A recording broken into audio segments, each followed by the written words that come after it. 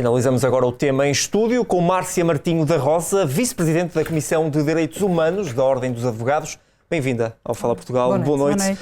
Tem-se falado muito dos direitos humanos no Qatar, mas acabamos de assistir agora em Portugal que nos envergonha. O que é que está em causa? Boa noite.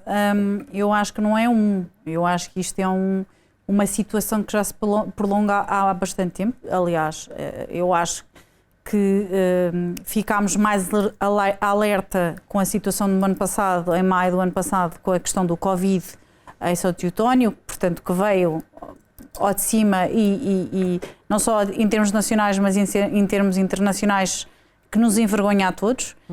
E passado um ano, o que nós vimos é que continuava tudo na mesma, ou seja, pergunta-se aqui se as pessoas que nós vimos nesta peça e que muitas delas de certeza que assistiam e sabem que estas pessoas vivem em casas sobrelotadas, muitas delas até alugam e arrendam estas casas, não podem dizer que desconhecem este tipo de situações, não é?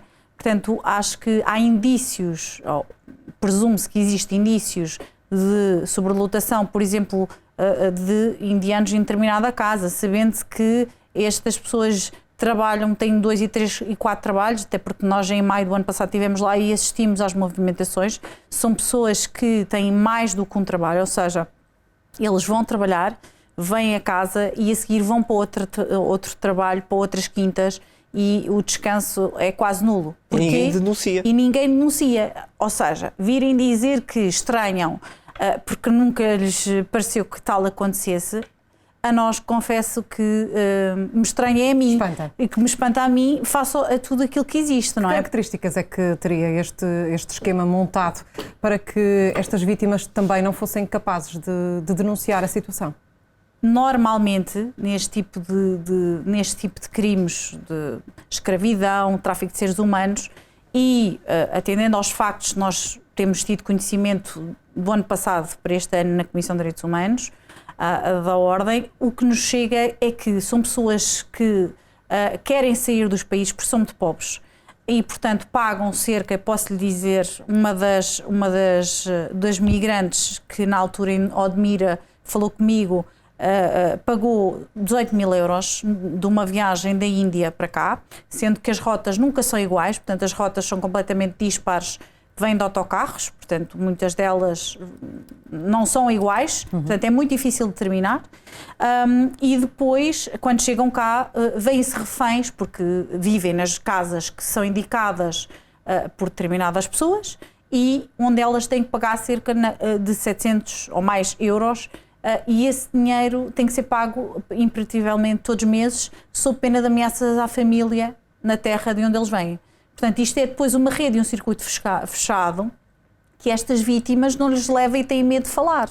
E, portanto, o que nós, comunidade, temos que fazer é olhar nestes casos, porque todos eles são públicos e todos eles são notórios. Acho que todos nós, se formos passar umas férias a Santo Eutónio, por exemplo, apercebemos claramente que existe uma comunidade de indianos de Bangladesh, ou seja, de que etnia for. Nós temos é que olhar o porquê de estar a acontecer cada vez mais e estar a acontecer e estar a aparecer cada vez mais. Na nossa interpretação, e porque já chamámos a atenção várias vezes sobre isso, existe uma falta de política migratória em Portugal.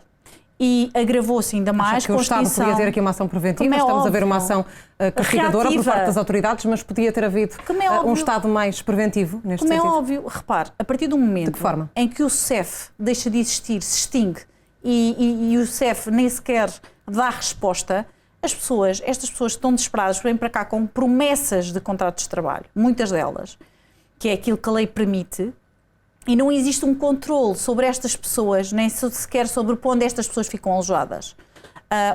Quem é que é os trabalhadores, de onde é que eles vêm, se vêm com filhos menores, se falam português, se têm conhecimento de cultura, com quem ficam, onde é que vão trabalhar. Não existe registro de nada disso.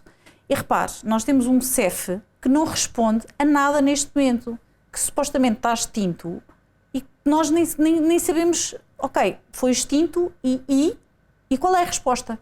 Porque cabe ao CEF e cabe ao Estado garantir a segurança destes cidadãos. E o que é que vai acontecer agora a estas vítimas? Ou deveria acontecer? O que deveria acontecer, não é? Nós desconhecemos em termos o processo, não é? Porque ele até pela própria extinção do CEF, que os agentes são poucos e das notícias que sabemos que são públicas passaram para a PJ. Este processo, ao que nos parece, está e cabe, portanto, à Brigada de Turismo da PJ, que fez esta investigação, ao que parece, durante um ano inteiro, até porque estas redes são bastante organizadas e não são fáceis de montar e de chegar até elas. Em termos de prova, e daí, por exemplo, estes migrantes estarem a ser ouvidos, o que está a acontecer agora é que estão a prestar declarações para a memória futura. Isto porque existe, presume-se, porque eu não conheço o processo, mas daquilo que nós conhecemos neste tipo de casos, é muito frequente fazer este tipo de declarações para a memória futura destas testemunhas, destes migrantes, em que vão efetivamente prestar o seu depoimento dos factos, daquilo que conhecem, como é que vieram, portanto, para tentar que foram sujeitos. Exatamente. Isto porquê? Porque existe uma grande mobilidade destes migrantes, portanto, há uma grande e forte possibilidade deles, quando for à altura do julgamento, já nem sequer estarem em território nacional e, portanto, esta recolha de prova. A questão a seguir é, e que nós ainda não conseguimos perceber, é onde é que estes migrantes ficam alojados e como, porque se eles ilegalmente estão cá, estão a trabalhar, então tem que se perceber em que condições é que estes contratos foram celebrados e com quem. Só para terminar, Márcia, em relação aos detidos, também são dezenas, vão responder por que tipo de crime e podem ser aqui penas muito elevadas? Exato, algumas delas. Portanto, fala-se de alguma associação criminosa, que entre 1 a 5 anos, fala-se de tráfico de seres humanos de 3 a 10 e fala-se também de escravidão entre 5 a 15, que é aquilo que nos parece das notícias que têm vindo a público. São crimes difíceis de comprovar? Exatamente, e daí esta diligência da PJ neste momento, e junto portanto, do juiz de instrução, de estar a prestar estas declarações para a memória futura para que esta prova não se perda, não se perca, e que efetivamente estes arguidos, a provarem-se que cometeram estes crimes, não é? Sejam efetivamente condenados, mas acho que temos é que evitar que isto chegue a este ponto. Márcia, muito obrigado. E até uma próxima oportunidade aqui na Record TV. Obrigado e boa noite.